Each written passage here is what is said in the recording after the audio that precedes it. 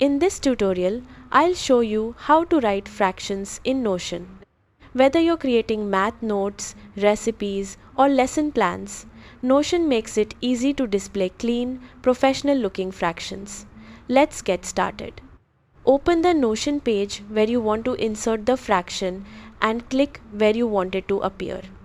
Type equation and select inline equation from the menu. This inserts a math field directly into your page. Inside the equation box, type the LaTeX fraction format, frac numerator denominator. For example, type frac 1 2 to display 1/2 or frac 3 4 for 3/4. Press enter or click outside the equation box and Notion will automatically format it as a proper fraction. You can use the same format for any fraction by replacing the numerator and denominator with your own numbers.